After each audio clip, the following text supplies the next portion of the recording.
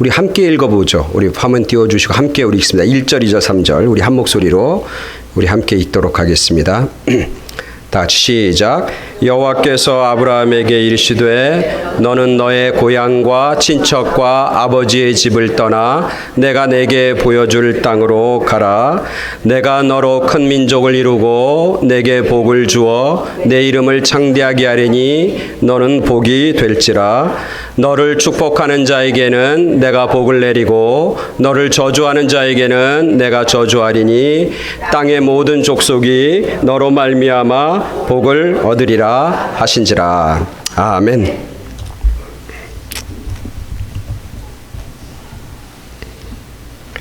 현대의학이 놓치고 있는 삶의 마지막 순간들 이라고 하는 부제가 달린 어떻게 죽을 것인가, 아톨 가완디라고 하는 사람이 쓴 그런 책이 있어요. 이 사람은 의사예요.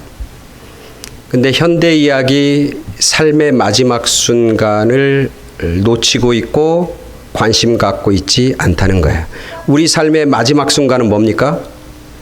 우리 삶의 마지막 순간은 죽음이에요. 그 사람은 그 책에서 수많은 연세 드신 분들 그리고 돌아가시는 죽음을 맞이하는 분들을 연구하면서 그가 깨달은 건 뭐냐면 죽는다고 하는 사실이 그들에게 두려운 것이긴 하지만 그것보다 훨씬 더 그분들에게 두려움은 익숙하고 친숙한 환경으로부터의 단절이다. 이렇게 얘기를 써요. 죽는 것도 두렵지만 더 두려운 것은 혼자 외롭게 날 알지도 못하는 의사와 간호사들과 일하는 워커들 사이에서 죽음을 맞이한다는 것이 훨씬 더 두려운 일이고 훨씬 더 가슴 아픈 일이다. 이런 얘기를 쓰는 거예요. 그래서 많은 사람들은 이제 돌아가실 때가 되면 병원에 가고 또 돌아가실 때가 되면 어떤 시설에 가서 마지막 순간을 보내는 것이 마치 어떤 관례나 정석처럼 돼 있는 오늘 현대의학과 현대인의 삶을 그는 냉철하게 비난합니다. 친숙한 환경, 친숙한 사람들, 익숙한 삶의 터전과 자리를 그들에게 마지막까지 제공해야 될 의무가 현대과학에 있고 현대의학에 있고 복지시설에 꼭 포함되어야 한다. 그렇게 강력하게 주장해요. 왜냐하면 우리는 점점 나이가 들면서 뭐가 힘든 거냐면 새로운 환경을 맞닥뜨리는 것이 힘들어요. 익숙하지 않은 그런 환경과 사람들 사이에 마주한다는 게 점점점 힘들고 어려워져요. 그래서 연세가 들면 들수록 나이가 들면 들수록 우리는 그냥 가능한 우리 아는 사람들, 뭐 다른 새로운 사람 만나는 것, 새로운 환경과 새로운 것에 도전하는 것을 멈추고 익숙하고 친숙한 환경과 사람들 사이에서 살아가는 것을 좋아하고 또 그곳에서 평안을 느끼고 기쁨을 맛보게 되는 것이죠. 우리 어머님이 이제 작년에 돌아가시는데 우리 어머님이 돌아가시는 것을 보니까 그렇더라고요. 우리 어머님은 집에서 돌아가셨어요. 집에서. 근데 돌아갈 때 너무너무 행복해 하시고 너무너무 잠자는 건지 돌아가는 건지 모를 정도로 그렇게 돌아가셨어요. 제가 미국에 있었지만 카메라로 마지막 장면들을 이렇게 보는데 너무너무 평안한 거예요. 너무너무. 본인 집에서 본인이 살던 10년, 20년 살던 곳에서 사랑하는 둘째 아들은 여기 있지만 사랑하는 큰아들과 그리고 식구들과 같이 마지막 시간을 보내는 그런 아름다운 생의 마지막 이별의 시간. 너무나 아름다운 거예요.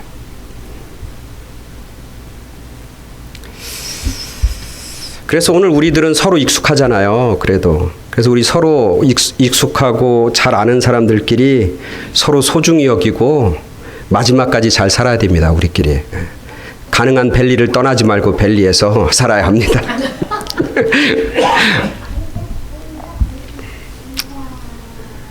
오늘 성경 본문에 보면 하나님이 등장합니다. 등장하자마자 아브라함에게 말씀하시고 명령합니다. 뭐라고 하는 거예요?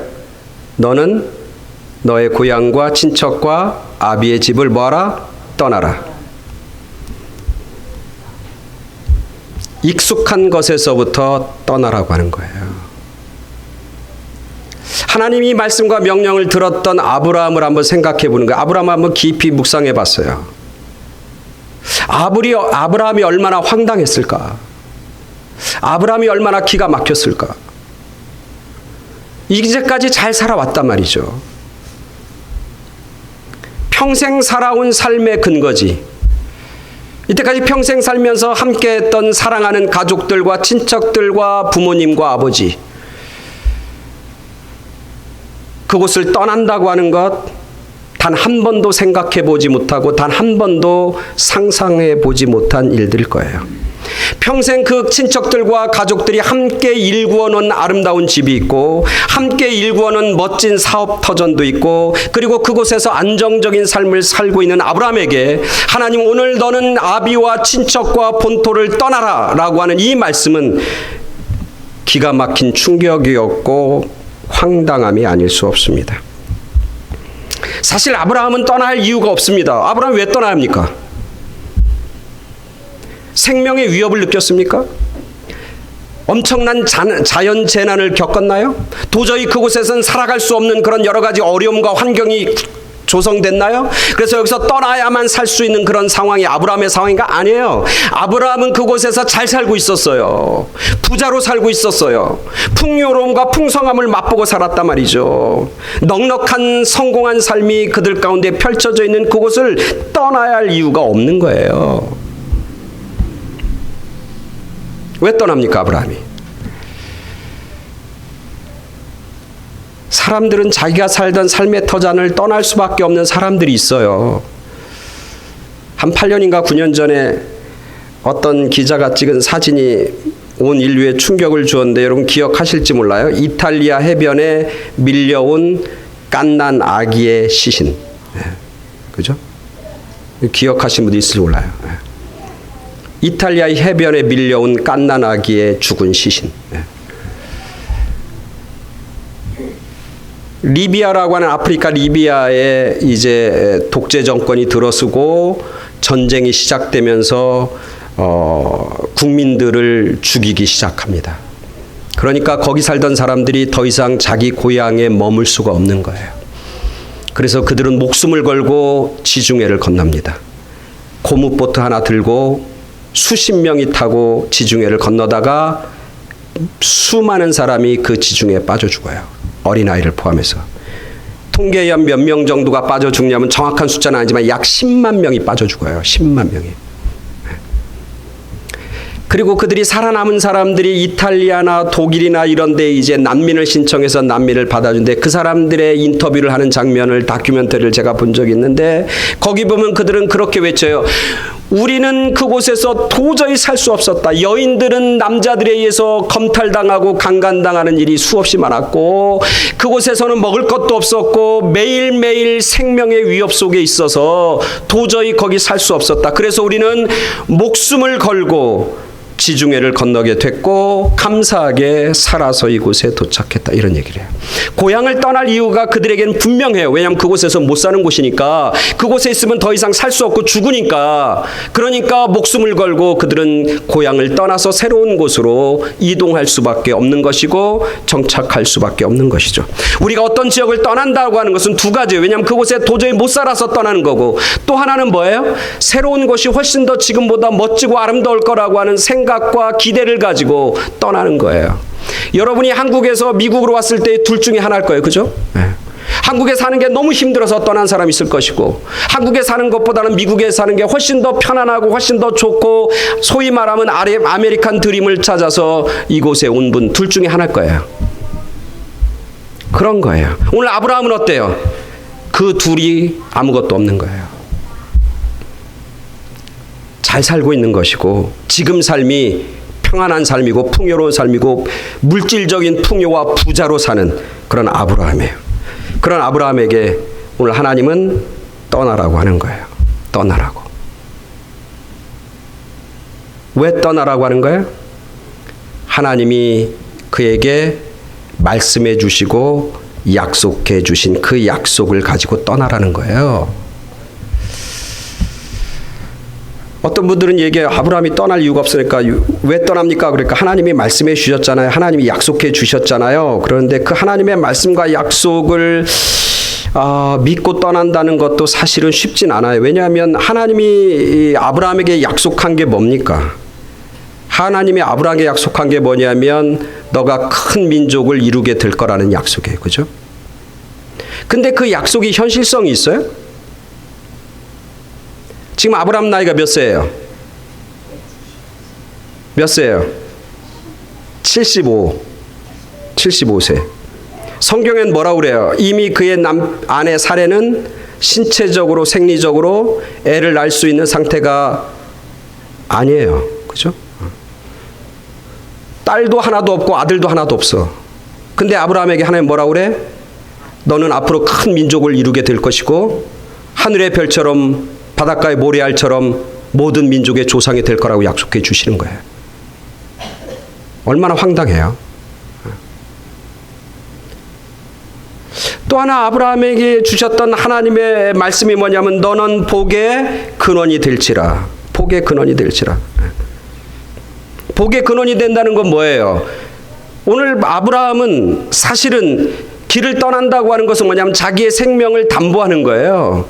자기가 살을지 죽을지도 모르는 거예요. 자기에게는 무슨 복이 중요한 게 아니라 생존하는 것조차도 힘들 그런 상황과 형편 속에 자기의 삶을 내던져야 하는 상황인 거예요. 그 당시 사람들이 집을 떠나고 자기와 가까운 친척들을 떠나고 자기의 고향을 떠난다는 얘기는 광야에서 수많은 위협을 직면하는 것이고 그곳에서 자기의 생명을 단 한순간도 담보해낼 수 없는 그런 여러 가지 어려운 환경 가운데 자기 자신을 내모는 거예요. 근데 하나님은 그에게 뭐라고 하냐면 너는 복이 되고 복의 근원이 될 거라고 그렇게 약속하시고 말씀하고 있는 겁니다.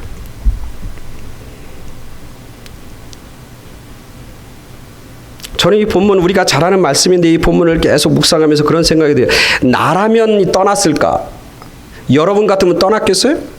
여러분 같으면 떠나겠어요? 2박 3일 멕시코 선교도 못 떠나는데 뭐 이렇게 떠나겠냐고. 일주일 어디를 떠나서 어디로 가라고 하는, 물론 그럴 수 있어. 아니 멕시코 선교를 하나님이 나한테 말씀을 안 해주셔서 내가 안 떠나는 거예요. 목사님 말씀해 주기만 하면 전 떠나요. 뭐 이렇게 얘기할 수도 있겠죠. 근데 그냥 떠난다는 것. 우리는 쉽게 얘기해. 이 말씀을 많은 목사님들이나 하면 여러분 수없이 읽으면서 뭐라면 야 아브라함 믿음이 있어서 그 말씀을 받고 그냥 떠났어. 근데 그 떠난다는 게 쉬운 게 아니에요. 오늘 우리들이 하나님의 말씀을 듣고 약속을 수없이 듣지만 그 약속과 말씀대로 내가 결단한다고 하는 건 다른 문제예요.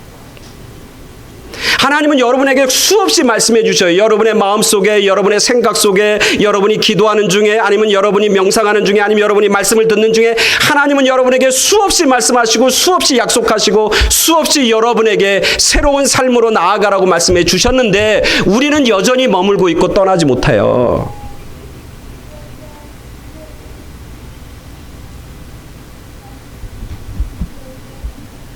근데 오늘 아브라함은 떠나요.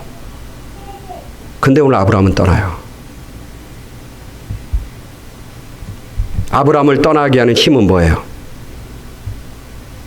믿음이에요.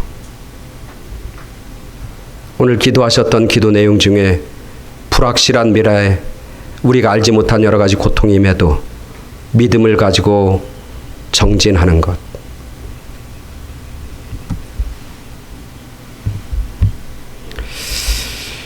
불확실하게 목숨을 잃을 수도 있는, 그리고 자기가 가지고 있는 모든 재물과 가족을 송두리째 사라지게 할 수도 있는 길을 아브라함은 떠납니다. 왜? 아브라함은 믿음이 있는 거예요. 그 믿음은 뭐냐면 하나님을 바라보고 하나님께서 행하시는 위대한 일을 기대하고 있는 거예요. 그래서 믿음은 바라보는 거예요. 믿음은 하나님을 기대하는 거예요. 사람들을 보면 떠날 수 없어요. 근데 하나님을 바라보니까 떠날 수 있는 거예요. 내 형편을 바라보면 떠날 수 없는 거예요. 근데 하나님을 바라보면, 그리고 하나님을 기대하면 떠날 수 있는 거예요. 내 상황을 보고 내 앞에 놓여있는 문제를 보면 하나님은 보이지 않지만 하나님을 바라보기 시작한 믿음의 눈을 들어서 하나님을 바라보기 시작하면 내 앞에 있는 모든 문제와 내 앞에 있는 모든 상황은 사라지게 되는 거예요. 그게 믿음의 논리이고 믿음의 역사인 거죠. 물질을 바라보고 지금 살고 있는 풍요를 바라보면 떠나지 못해요. 그러나 하나님을 바라보면 하나님의 약속을 바라보고 기대하면 떠날 수 있는 거예요. 현실을 바라보면 하나님은 보이지 않지만 하나님을 바라보면 현실을 이길 수 있는 힘과 지혜와 능력이 우리 가운데 나타나게 되는 거죠.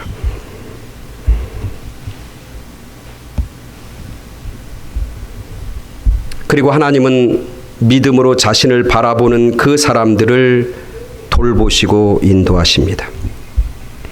아브라함이 하나님을 바라보고 길을 떠나기 시작합니다. 그때 하나님께서는 아브라함을 단 한순간도 놓치지 않습니다. 단 한순간도 관심에서 벗어난 적이 단 한순간도 없어요. 아브라함은 때로는 하나님을 바라보다가 세상도 바라봐요.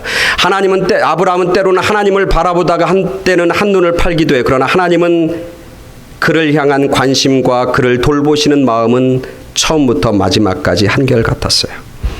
그래서 하나님은 한 번도 그를 실망시키지 않았고 하나님은 그의 길을 인도해 주셨고 그를 돌봐 주십니다. 적들의 수많은 위협으로부터 그를 안전하게 지켜주십니다. 자신의 집에서 누리던 풍요보다 훨씬 더 큰 풍요로움과 훨씬 더 큰 안전함으로 그를 인도하여 주십니다. 눈에 보이는 것을 바라보고 기대하지 않는 위대한 믿음의 사람으로 하나님은 그를 만들어 주시고 세워 주시는 겁니다. 아브라함의 이야기 중에 멋진 이야기가 있잖아요. 뭐냐면 조카 롯하고 아브라함의 하인들하고 서로 싸우잖아요. 그죠? 그래서 이제는 헤어져야 될 때가 됐잖아요. 그죠? 그때 아브라함이 롯한테 뭐라고 그래요? 너가 먼저 너의 집을, 너의 땅을 정하라고. 눈에 보이는 풍요로운 땅을 아브라함은 먼저 차지해야 할 충분한 이유가 있는 거예요. 자기가 삼촌이고 나이도 많고 너는 내가 거두는 조카고 막 여러 가지. 그러나 아브라함은 그런 것에 연연해하지 않아. 눈에 보이는 것에 연연해하지 않아. 왜냐하면 하나님을 바라보기 때문에 그래요. 하나님을 바라보고 하나님이 행하시는 위대한 일을 기대하기 때문에 사람들이 바라보고 사람들이 관심 갖고 있는 것 그것보다는 하나님에게 더 집중하는 그런 아브라함의 모습을 보게 되는 거예요.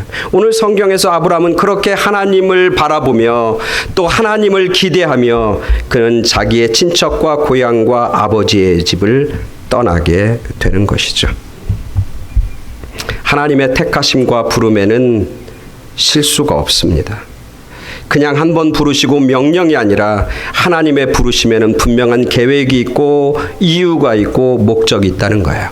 이번에 멕시코 선교를 가면서 이제 어떤 말씀을 그들에게 전할까 준비하고 기도하면서 정한 게 바로 이거예요. 하나님에게는 당신을 향한 목적이 있습니다. 하나님이 당신을 택하신 것에는 이유가 있습니다. 하나님이 당신과 함께 사랑하는 이유와 목적, 삶의 의미를 발견하십시오. 그게 띠예요, 띠. 오늘 하나님은 아브라함을 부르십니다. 그리고 그 길을 가라고, 너가 가지고 있는 그곳을 떠나라고. 그리고는 하나님이 그에게 뭐라고 하냐면 그에게 약속을 주시는 겁니다. 그게 2절입니다. 내가 너로 큰 민족을 이루고 내게 복을 주어 내 이름을 창대하게 하리니 너는 복이 될지라. 지금까지는 그냥 낫배신 삶이에요. 그냥 좋은 삶이에요. 굿단 좋은 삶이에요. 그러나 하나님께서는 그런 삶 속에 그냥 갇혀 지내는 아브라함이 아니라 더 위대한 사명으로, 더 위대한 사람으로 하나님은 그를 세워주시고 인도해 주시는 것을 하나님은 기뻐하시고 원하셨다는 거예요. 그를 위대한 사람으로 만들어 주십니다. 자기가 가지고 있는 재물과 풍요로움이 있잖아요.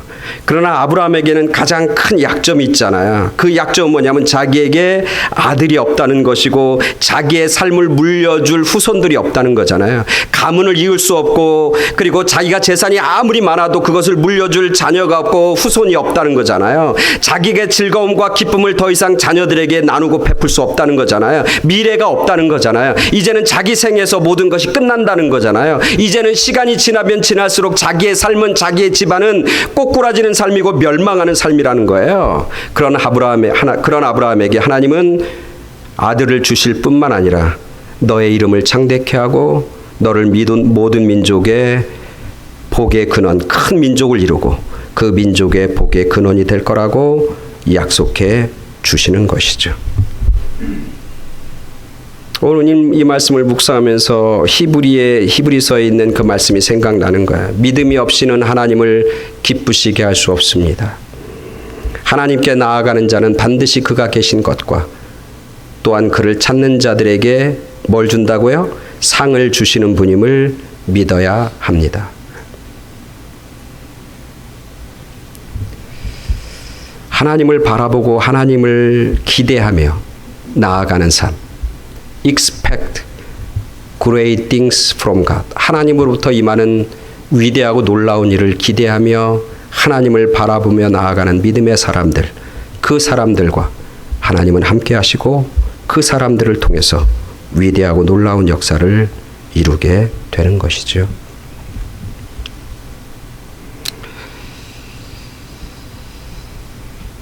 벨기에 브루셀이라고 하는 곳이 있습니다. 벨기에, 프랑스 북쪽에 있는 벨기에라고 하는 나라의 수도가 브루셀인데 브루셀에 2차 세계대전 이후에 굉장히 가난하고 불우한 그런 가정이 있었어요. 그 가정에 소녀 한 사람이 있었어요. 너무너무 가난하고 먹을 것이 없어서 정말 굶기를 뭐 밥 먹듯이 하고 그럴 때예요. 그런 어려운 상황 속에서 그들에게 먹을 것을 전달해 주는 사람들이 이제 나타나게 되는 거죠. 그게 여러분 들어보셨지만 구호단체인 유니세프라고 하는 구호단체가 그들에게 먹을 것과 구호품을 전달합니다. 그래서 이 가정은 유니세프에서 오는 그런 구호품을 가지고 자기의 생명을 이제 유지시키고 연명하면서 그렇게 어렵게 삽니다. 그리고 그 모녀는 그곳에서 살다가 이제 네덜란드와 영국으로 이주하게 되는 것이고 그렇게 살다가 그 딸은 미국으로 이민이 오게 됩니다. 그리고 그 미국에서 장성한 사람이 돼서 세계적인 영화 배우가 됩니다. 그 사람이 누구냐면 여러분 아실 거예요. 로마의 휴일이라고 하는 영화에서 여주인공을 맡았던 누구예요? 네, 오드리 헵번이라고 하는 그런 영화예요. 오드리 헵번이라는 영화. 정말 불우하고 힘겨운 삶을 살았는데 정말 자기가 그 힘겹고 어려운 삶 속에서 진짜 복을 받은 거예요. 모든 사람이 존경받고 추앙하고 모든 물질적인 부와 명예를 다 소유한 그런 위대한 영화배우, 아카데미 주연상을 받은 유명한 영화배우로 성장하는 그런 놀라운 복을 받게 되는 거죠. 근데 그 오드리 헵번의 삶은 그의 아름다운 외모와 미모에도 있지만 그가 나중에 말년에 그가 했던 그런 여러 가지 봉사와 헌신의 삶 속에서 더 드러납니다. 더 빛처럼 드러나요. 이분은 1992년에 젊은 나이 63세 일기로 죽어요. 근데 그가 63세에 암으로 죽는데 그 암을 발견한 가 아프리카에서 구호 활동을 하다가 결국 쓰러졌는데 나중에 진단해 보니까 암이었어요. 그래서 결국 미국에 후송되고 그리고 그 후 1년을 채 살지 못하고 죽게 되는 거예요. 이 오드리 헵번은 자기가 그렇게 지금 하나님으로부터 그리고 너무 성공적인 삶을 살지만 이것은 나 혼자만이 누려야 할 삶이 아니라 이 삶을 다른 많은 사람들에게 나누고 베풀어야 한다고 하는 그런 사명과 의미를 그는 발견합니다. 그래서 그는 아프리카나 아시아나 기근과 어려움 속에 시달리는 어린아이와 약한 자들을 위해서 자기의 마지막 삶을 불태웁니다.